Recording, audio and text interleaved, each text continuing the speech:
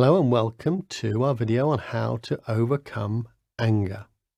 Now, this is going to build on information that we learned in the 4-part fundamentals series. So if you haven't watched those videos or you can't remember them, please press pause now, go and watch that, because that will make what's coming in the next few minutes make more sense. Okay, so anger. Now, lots of us suffer with anger issues.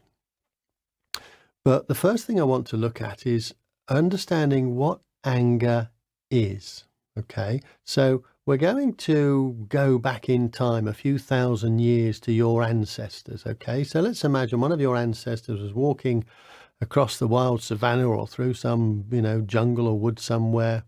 And let's say you had your offspring with you, your young children, and there was another group of tribesmen from a neighboring tribe, for example, who you were at war with, and you knew that, if you bumped into them, they were going to perhaps kill you and take off your children, something like that, okay? Let's just try and imagine that.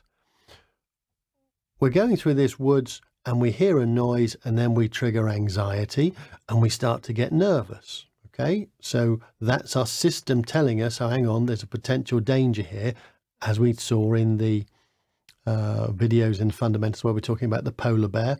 We start to get triggered because it's our body telling us there's a potential threat. So it's kind of raised the level. We're ready to react. We're ready to respond. Okay, now let's say then we're then confronted with these people. This is again going back thousands of years, survival mechanism.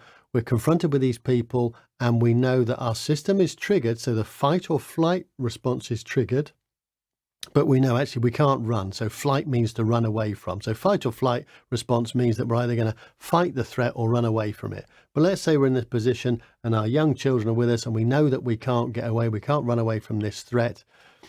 But believe it or not, humans are empathetic creatures. We feel empathy for each other. Now, sometimes these days, if you watch the news, it can be difficult to realize that, but it's really true. All of us do actually have empathy. We're born with that for other human beings. So in our normal state of mind, nobody would want to pick up a club or a rock and bash somebody else's head in, because we've got empathy. We just wouldn't do that. Okay, so what is anger?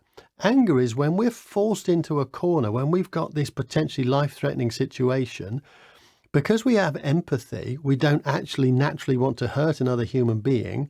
So our system knows this. So it releases this particular sort of mixture of neurotransmitters into our system so that we get what we call anger. So we're no longer feeling empathy at that moment. So if our children are threatened, for example, we'll pick up a rock or a club and we'll beat somebody to death without thinking about it, without worrying about the consequences, because our empathy is switched off at that moment. It's a survival mechanism that is designed specifically for that purpose. So again, this thing that we call anger these days, it's not an illness, it's not a disorder in its own right. It is a survival mechanism. Now, it becomes obviously an issue when we get to that stage and it isn't actually a life-threatening situation. And again, because of what you've learned previously, you understand that the way that we think determines the way that we feel. And our monkey brain, who deals with this thing that we call anger, these neurotransmitters, it's not differentiating, again, between somebody coming to attack us to steal our children or kill them, and somebody stealing your parking space, or what you believe is your parking space, or somebody bashing your car, or somebody being, maybe you think they've been rude to you at work, or whatever it might be. Your monkey bit of brain doesn't differentiate between those two things. And so instantly, if we are living in a life of stress where we're triggering the stress response all the time anyway, so we're in this heightened level of anxiety where we're stressed, where we're reactive all the time because of the way that we're thinking, and we're feeling judged and people don't like us, then something happens, bang, it can spill over so quickly into anger where we lose this empathy and we say and do things that we don't really mean, that we wouldn't really do, under normal circumstances. Yes. So to understand then that anger is a normal survival mechanism. So, and even today, if you were in a life-threatening situation, you would want to be able to become angry to protect yourself, to protect your family. That's fine. The issue is when we're doing it in our normal daily life.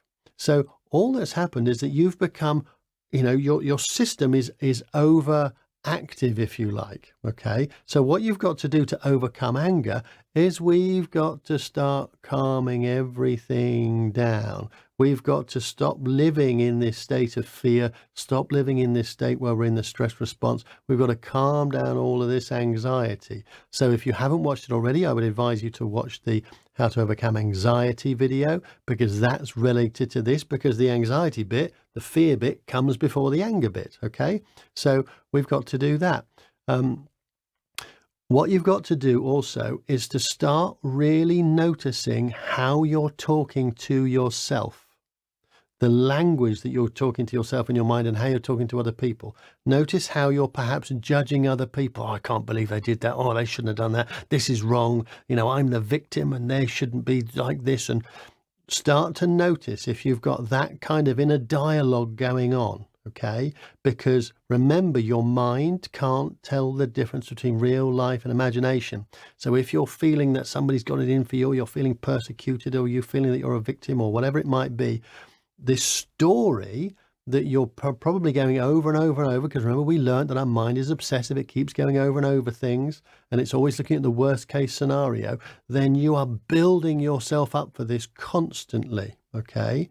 And that's when the anger then will spill over. Okay. So we've got to do the basics. We've got to go back and work on our sleep. Okay. So if you're not doing, the things that were recommended to you in the fundamentals video, you've got to start there. You've got to start at the basics. We've got to start getting our sleep better. We've got to start being more relaxed so that we're less stressed. We've got to start to overcome anxiety, and then the anger will start to dissipate. Okay. And you've got to really start to notice how we're talking to ourselves, and then start to modify that behavior, modify those thoughts. Now, again, you can use the technique called Pablo. You should be familiar with that by now.